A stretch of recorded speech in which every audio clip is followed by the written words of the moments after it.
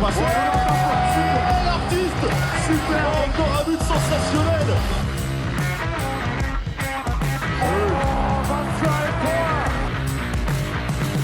That's a brilliant bit of follow-up play by Mahe.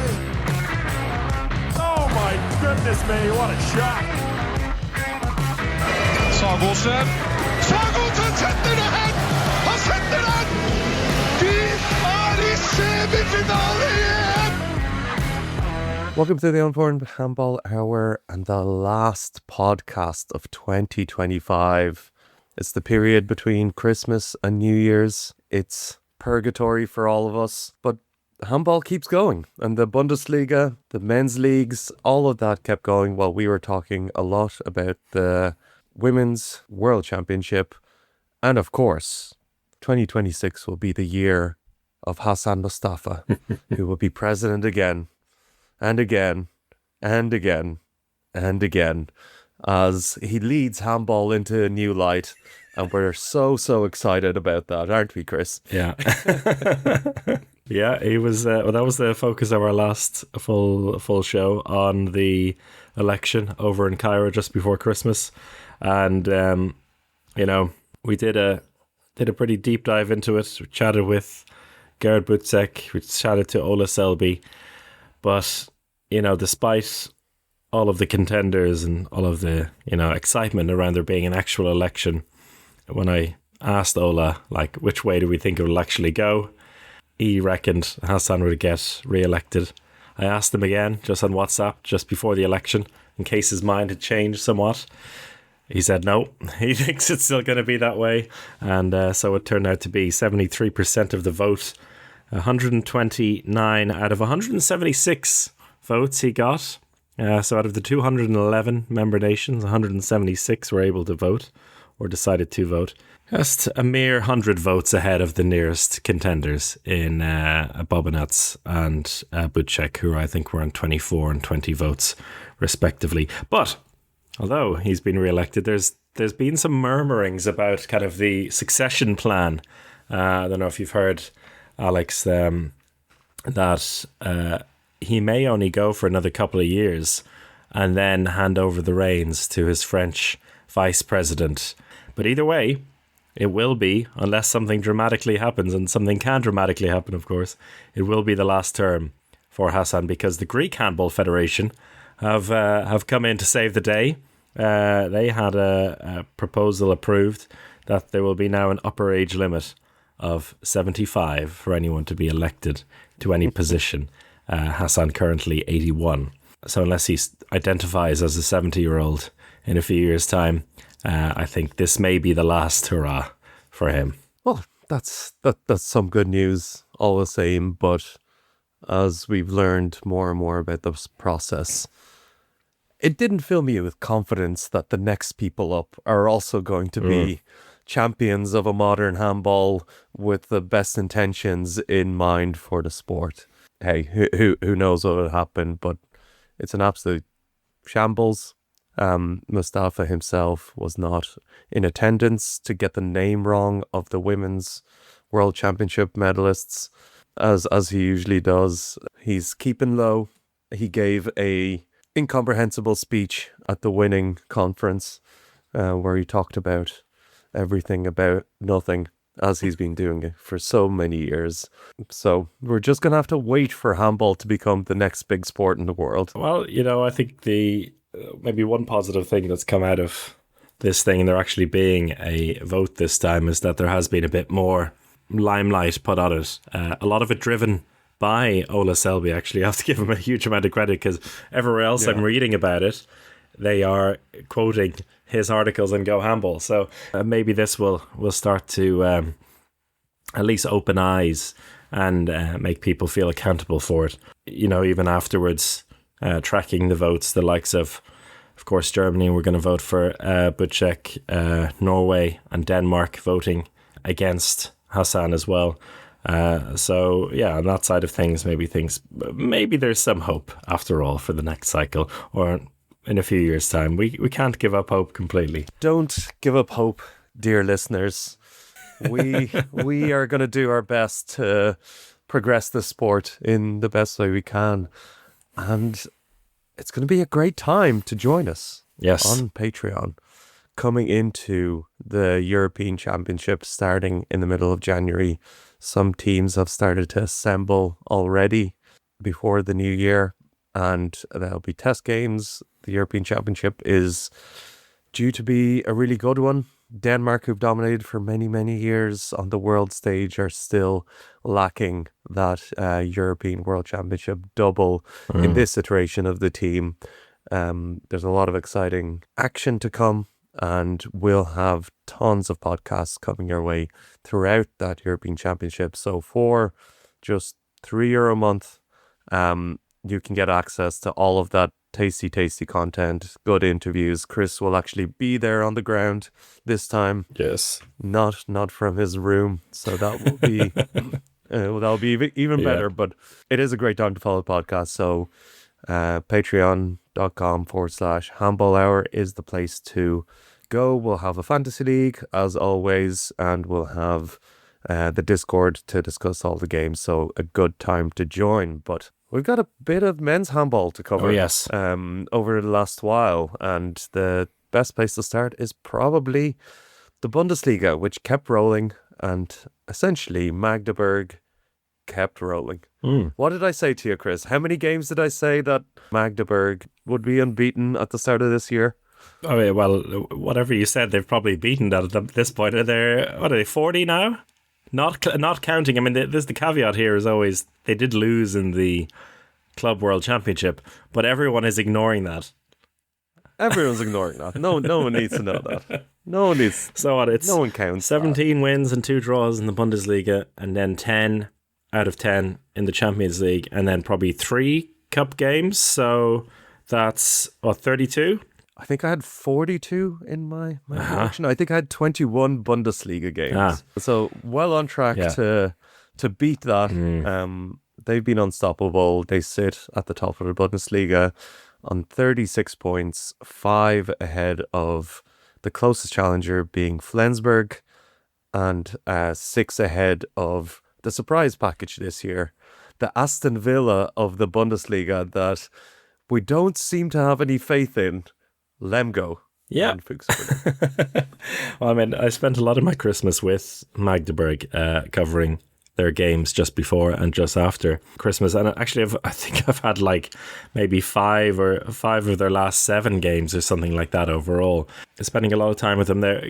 Obviously, the highlight game in the Bundesliga is going to feature them more often than not. They have done a really good job of adapting in every game. They haven't just been winning games by 12, 15 goals like they did a few seasons ago.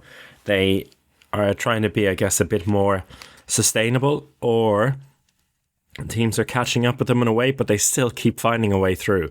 Like winning by a single goal, or in the case of the Kiel game, of course, just being held to a draw there, but not losing, which is crucial. That Kiel game was probably the biggest over the Christmas period, happening just on the 23rd of December. Kiel 26, Magdeburg 26. Kiel absolute draw merchants this year. Yeah. Their 4th draw in the last 8 games. So you can't say they're not exciting, but they seem to be struggling to get completely over the finish line. They, of course, lost Elias Ashipagotu of picking up an injury and missing for that game. But despite that, Kiel were able to secure the draw with an insane ending where there was a breakthrough saved by Hernandez. Ball came around. Peckler just deciding that he's going to just do it on his own. Old school Peckler. Scoring the last second. It was old school Peckler. Just get the ball and power through. Old school Peckler, old school Kiel. Didn't have a playmaker, so just went for the big backcourt shooters for the whole game. It's funny because before the game, there was a pre-match interview with Bennett Wiegert, and he did admit that he was kind of annoyed that Asha Pagotu wasn't playing because they had done so much preparation, video prep. He said pretty much all our video prep was on him.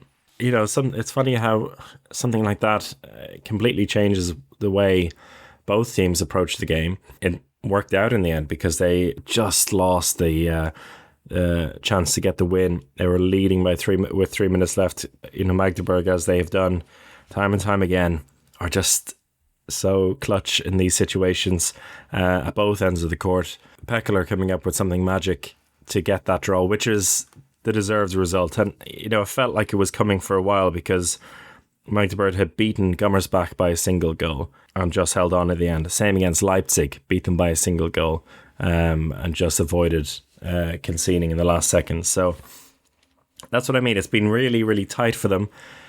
But that must be a great sign when you're not playing like outstanding, missing all the penalties they're missing. Things aren't amazing, but they are getting the victory every time. They are just piling the pressure on the rest of the league.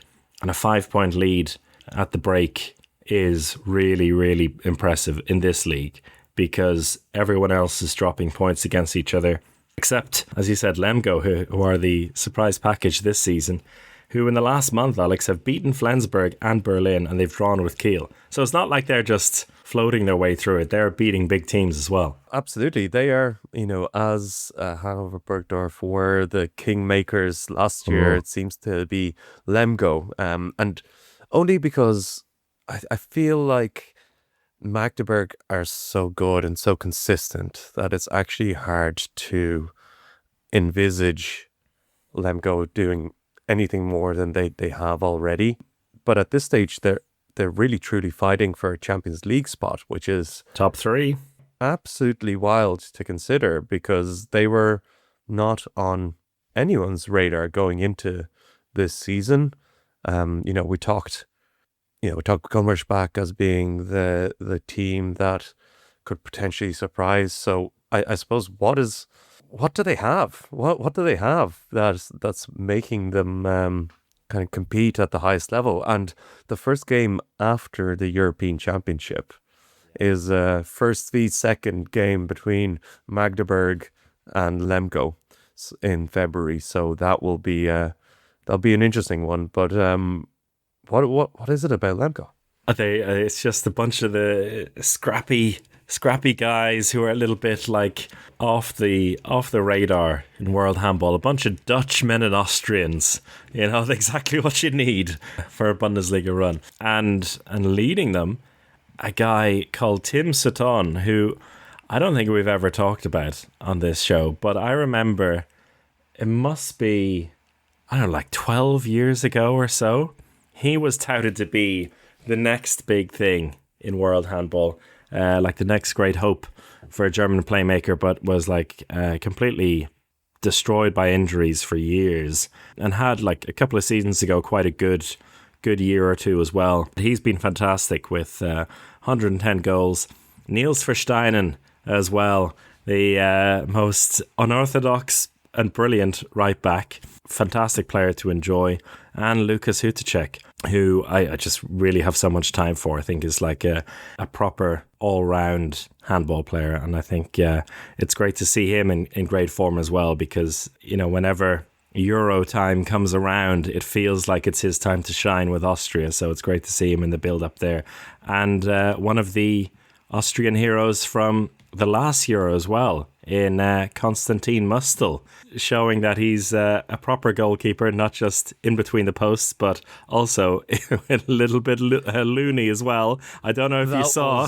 That was honestly incredible. That's the first time I've ever seen a goalkeeper draw a red card in the opposition half. Just take us through that. So it was an incredible moment, and this was a classic moment where a goalkeeper kind of intercepts a long ball in his own half, and in this case Mustel received the ball just in his own half, looked at the opposing team and was like, yeah, I've got this. I've taken a few 9-meter shots in my time.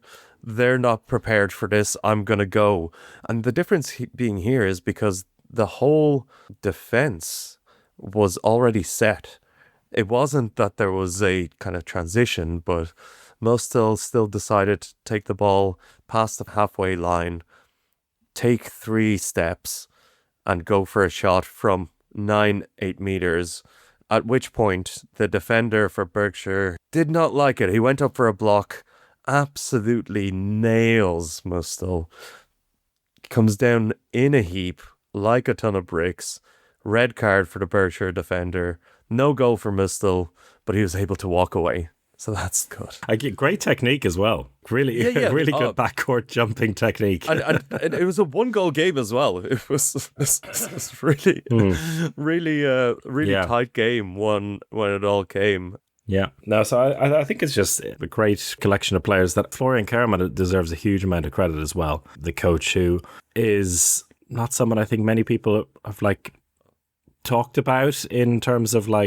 German coaches. He's been with the team for, I think it's 12 years now. He really, really established with this club. And I think that has a big role to play as well. They're a team that are always, you said the Aston Villa there, they're always every couple of years coming up with something big. They won the cup a few years ago. They are always a solid team, and I think one that people are hoping will take that step up, because they're a classic German handball club as well. Bobby Schake as well as their team captain on the right wing, the evergreen Dutch winger. As I said, just a bunch of rock solid Austrians and Dutchmen. Yeah. No, you have to give it to Kerman. He's doing a phenomenal job there. And I just saw a quote here from Konstantin Mosel after that incident, which I really do. It was so he was spelled by Gerdas Barbaskas, a Lithuanian player on Berkshire, who got that red card. And then Mosel says that I told him it was completely stupid to attack me like that. I'm a goalkeeper. Just let me shoot. I'll probably shoot 2 meters over anyway. You'll learn your lesson there anyway for the next time. Great results for them, and fully deserve it to be in that third place at the moment. It's quite tight in that part of the table when you don't consider Magdeburg ahead of everyone else, like Lemgo on 30 points, one behind Flensburg.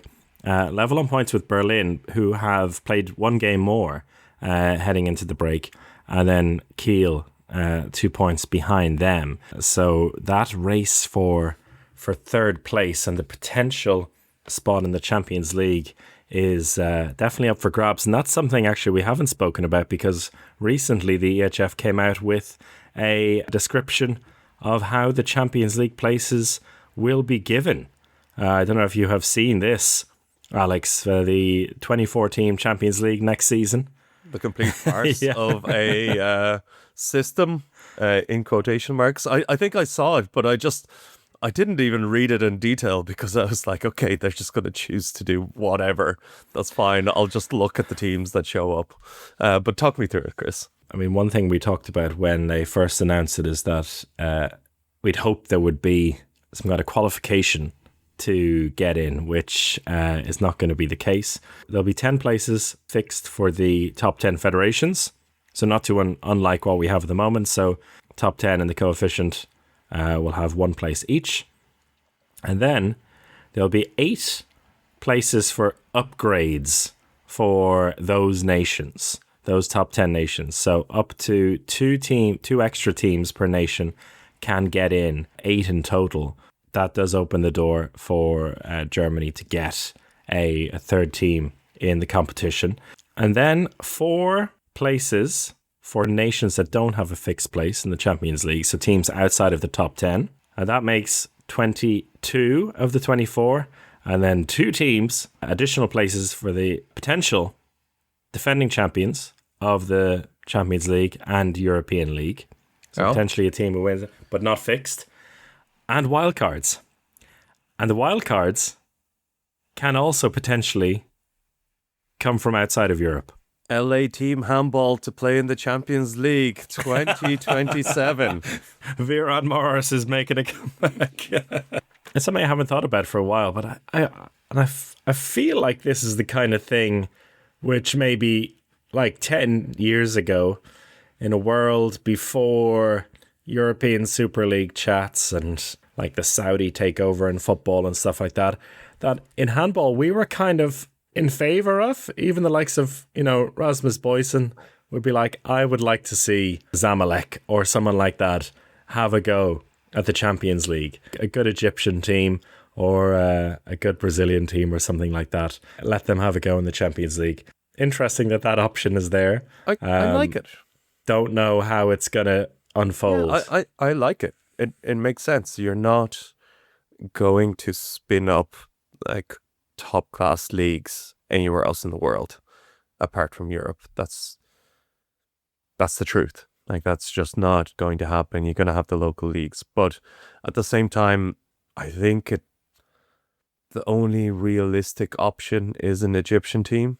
Not only because of the quality of the teams competing in that country, but also just distance and logistics. You know, we're talking about a sport where, you know, teams still get buses between places. Like, you know, if a German team is playing in Austria, they'll get a bus. You know, there's none of these Premier League 32-minute chartered flights that are going around the world. You know, the teams are flying places, of course, but it's all limited in terms of the funds they have for that. There's no private jets that are permanently based at these teams, so it makes it difficult to conceive what other teams might be able to play, except for the Northern African teams. Maybe if a Middle Eastern team wants to really put some serious money in, they could make that happen, and some of these European teams could get a nice holiday out in Dubai or something out of it. But you know, it's nice. It's a nice idea. I don't think I'm not super defensive about like, oh, a Champions League should just be European teams, but it's really the logistics, the practicalities of it that limit it for a sport that's not at the highest pay bracket. I don't know if you saw that as well. Simon Putlik was complaining about the salaries of handball players in Euroman, the magazine, as a behind the wall article. So I only got secondhand information on it, but essentially he was talking about how it's crazy how the best players in the world are getting paid less than some of the players in the Danish football league.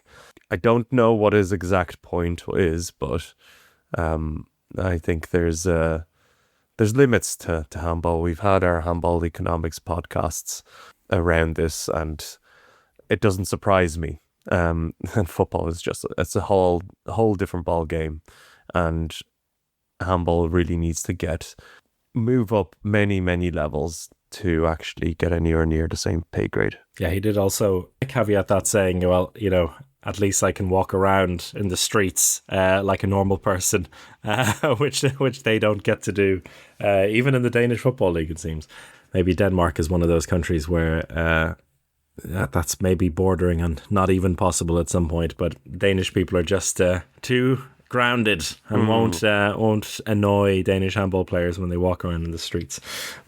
You know, in terms of like a European top club competition that's kind of comparable, you know, the rugby, its Champions Cup, has teams from South Africa in it. And it is a bit of a further distance in the south of Africa, but at least in terms of the time zones, it's the same, which is why they, I think, can make it work. And if teams go over there to play like at a domestic level like they do, because they play in the same competition as Irish, Scottish, Welsh and Italian teams in a very strange domestic competition, a team will go over there for 2 weeks to play 2 matches back to back. It wouldn't be completely groundbreaking in terms of European club competition if that were to happen in handball. But moving on then, talking a little bit of transfers, and you know, there's always stuff to talk about in the transfer front. There is, I think, a very interesting goalkeeper merry-go-round happening at the moment. Dejan Milosavljev, his future has been rumoured for quite a while, but it seems fixed now that he will be going to Kielce. Kielce are going to have a goalkeeper, Alex. It's going to be good. They're back. It's the missing piece that they wanted. It was interesting, Milosavljev himself confirming all of this, and actually in an interview saying that Berlin he'd been having talks with Berlin for a long time. They offered him 1, 2, 3, and 6 year contract options, so they did Wow. want to keep him. This is not a move from Berlin themselves, but the player himself wanting a different challenge and ultimately wanting to get away from the Bundesliga. That was the reasoning, the way he said it, and it really does make sense for a player that we, well, maybe we're not harsh on, but a lot of people are harsh on for being quite inconsistent. He might have the best Okay. game in the world and then have a bit of a stinker in the next game. But he says that he puts a lot of pressure on himself. He puts a lot of emotion into every game, and that's very evident. You talk about the Yep. physical exertion needed for the sport, but for a goalkeeper, the emotional exertion can be just as taxing. And the kind of the brutal nature of the Bundesliga, the brutal calendar, just making it very difficult for him to stay mentally sane when he's put so much emotion, so much into each game, that when he does have a bad game, it really, really affects him. So going to Kielce is a kind of method of relieving some of that pressure off him, having an easier league, and then potentially just being ready for those big Champions League nights. So I think really, really good move for Kielce. Tough for Füchse Berlin with no obvious, let's say, up and coming. Well, they have Lasse Ludwig, who they believe in, but there's no goalkeeper that's kind of just hanging around waiting for his next move. One name that I've seen pop up, which suggests to me that they are looking at a timeline where Lasse Ludwig does finally become the number one goalkeeper, which is something we spoke to Tim Detmar about the last time we did a focus on the Bundesliga, is that Andreas Palika is rumoured to be joining. Palika, who has been with Kolstad this season.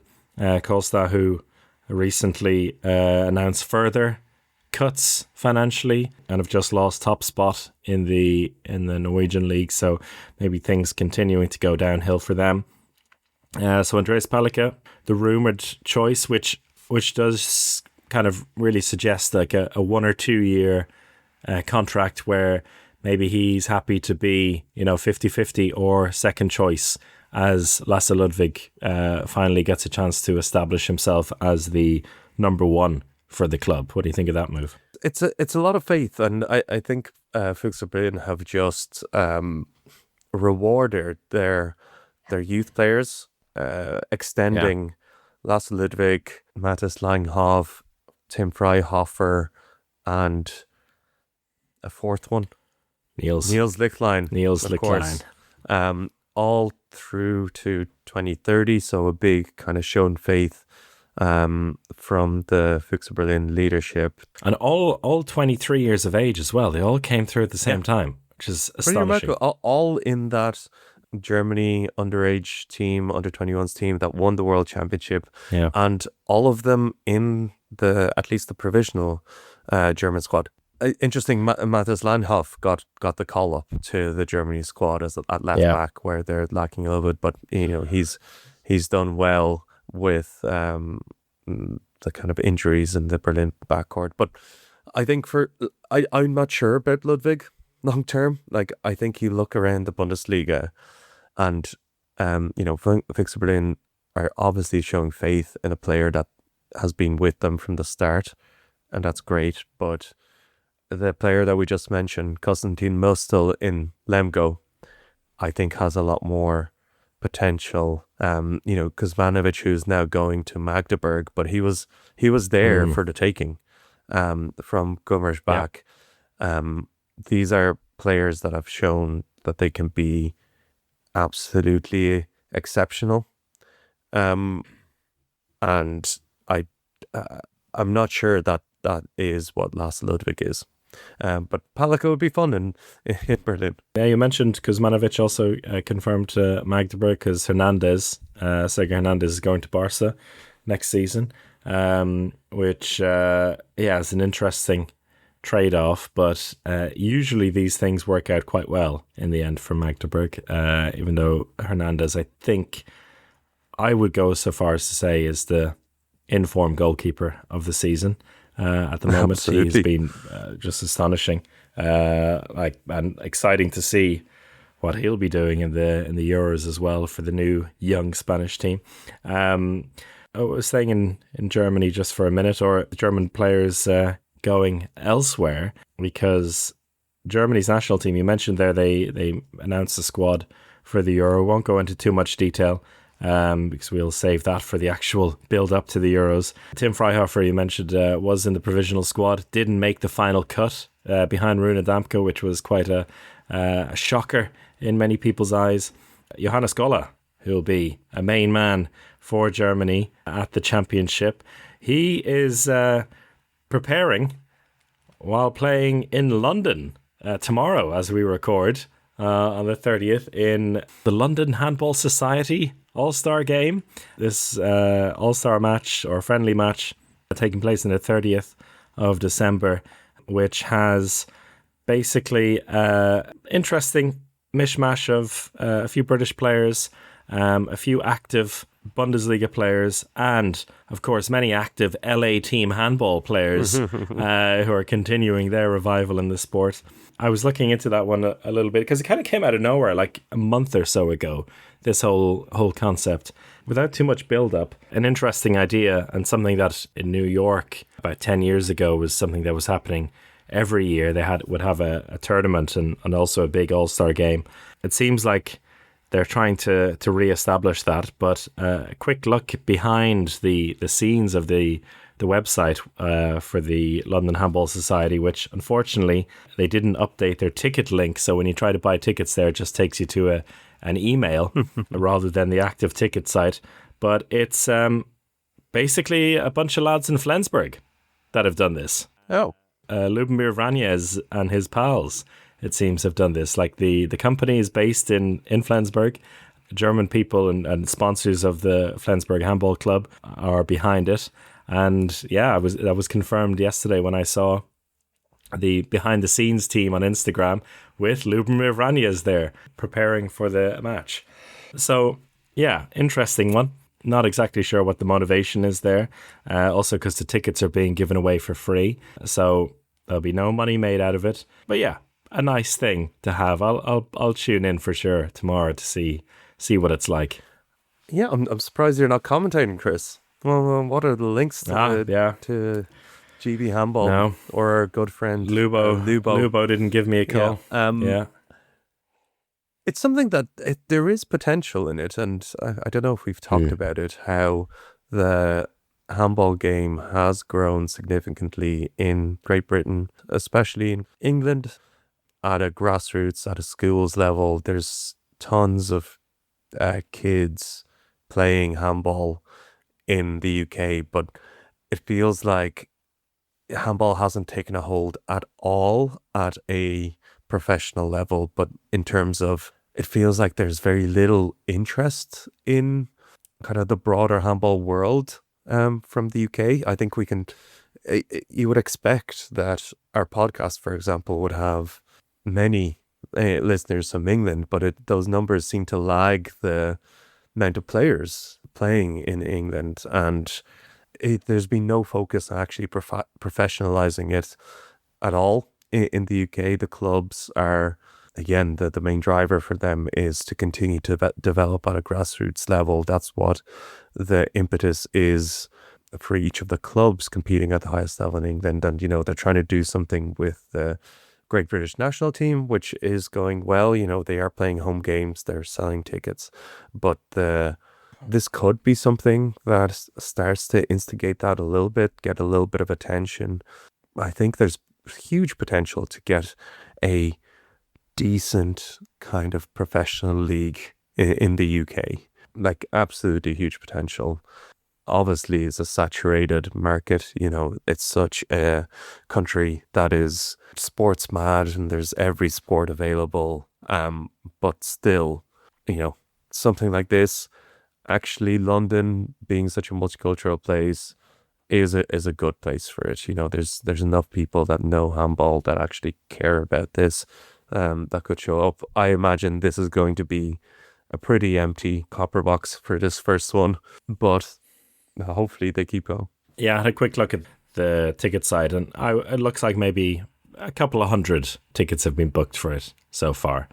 So hopefully they place them very strategically for the live stream, and that it looks fairly good. An interesting one. There are some other big handball players over in London at the moment who, surprisingly, I think Lubo and the guys missed the trick there, not getting them involved. Niels Versteinen, who we mentioned earlier in the podcast, he's a Dutchman, of course. Do you know what sport Dutchmen really love around Christmas that takes place in London, Alex?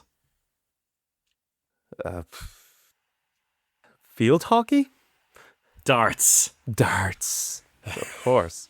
Niels Versteinen is at the darts. He was there yesterday. I saw supporting the plethora of Dutch people. And honestly, the way that it's going in Germany at the moment, this could be the way to really market this thing for German sports fans and players.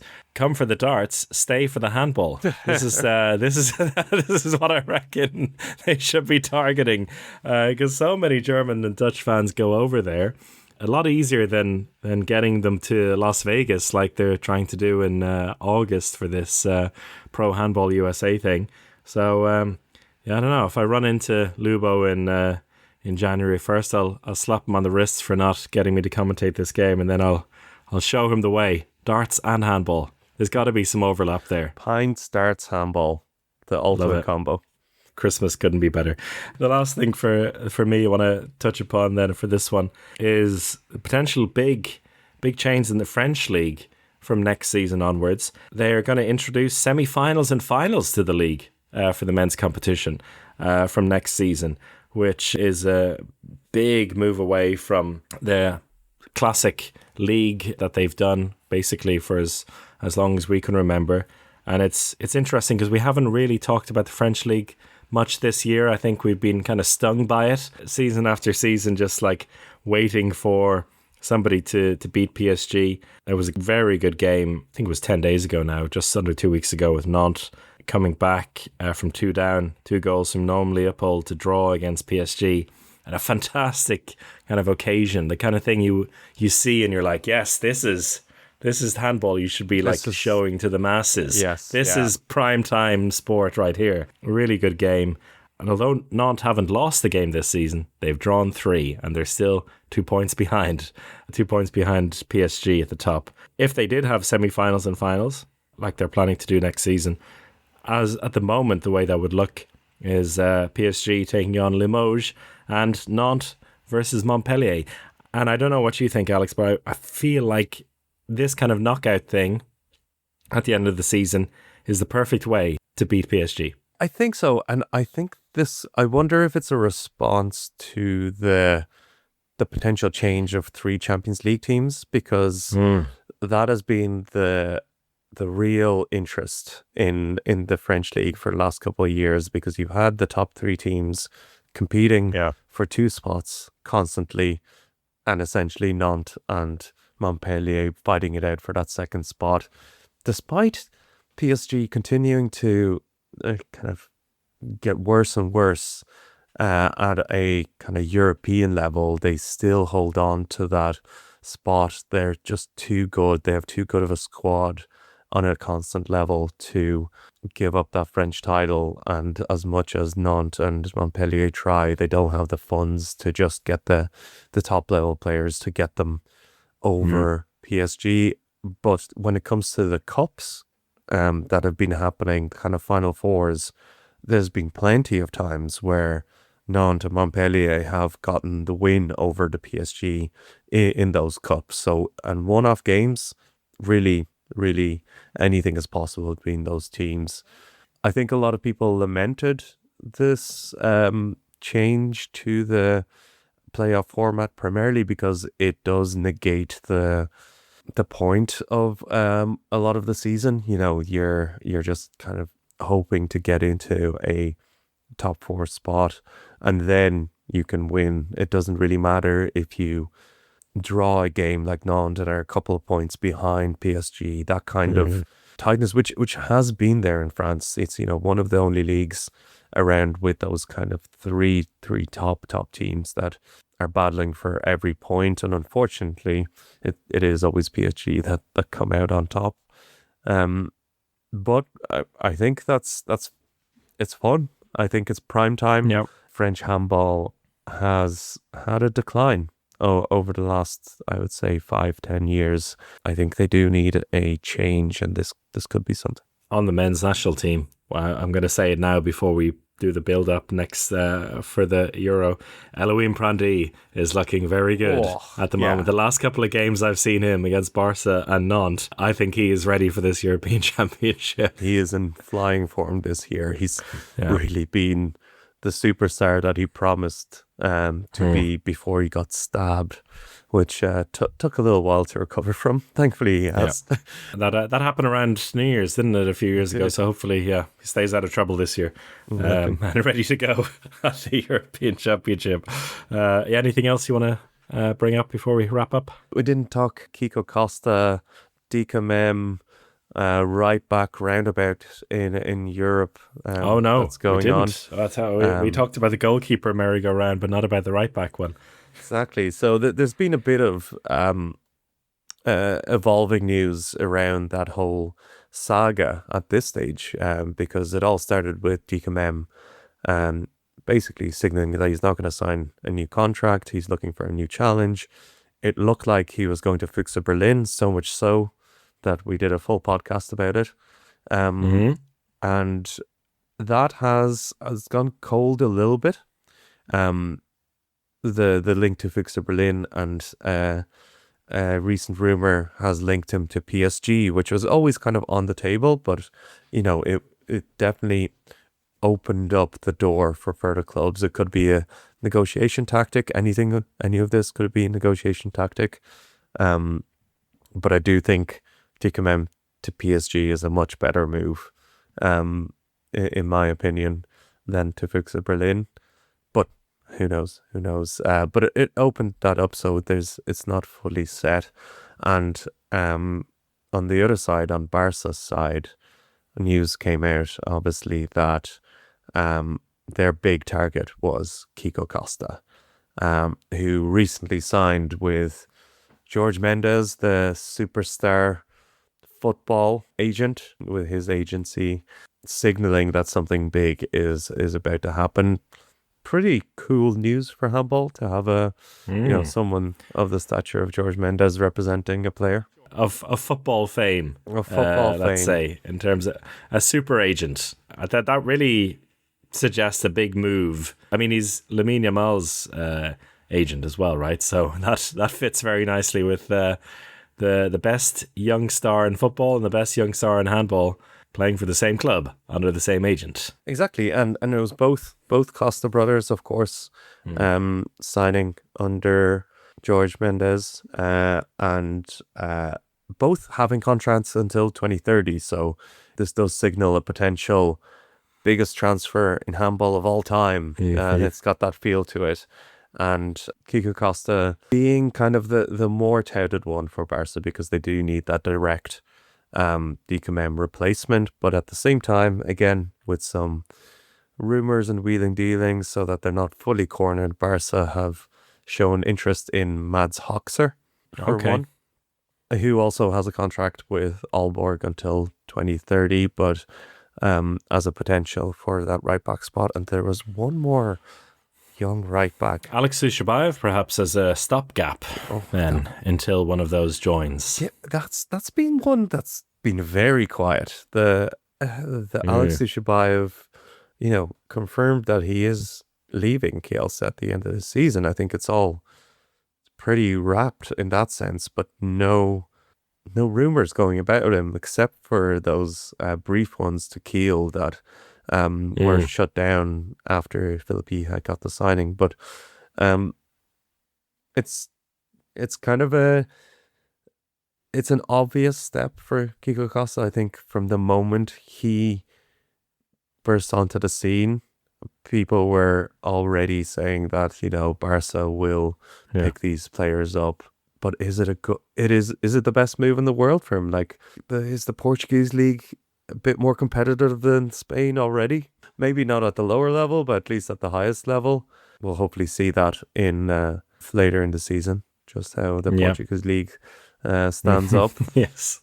It could be a big move. Sporting in their iteration right now have their sights set at the highest level, and it's not the biggest step up in the world that I would imagine for Kiko Costa at this moment in time. And the European Championship also kind of launches some of these moves sometimes as well. Like if a tournament goes a certain way for a player, it can also move things very quickly, because we'll have some players kind of burst out at a whole other level that maybe changes this merry-go-round a little bit, and teams consider their options. So yeah, I think the next month or so will provide some more answers there. Marco Fis being the other rumour, the son of the Cuban legend, who currently plays for Gunners, 18-year-old now, right back. Sensation who got into the Spain squad. He's one to watch out for. Okay, we wrap up there. We will wrap up and give our best wishes to 81-year-old Hassan Mustafa, who has been elected as president of the International Handball Federation again, with 73% of the vote, clearly stating that the handball world supports Hassan Mustafa. And thank you for your support, everyone, over this year. And we'll be back at the start of next year as we build up to the Euro. Take care and goodbye.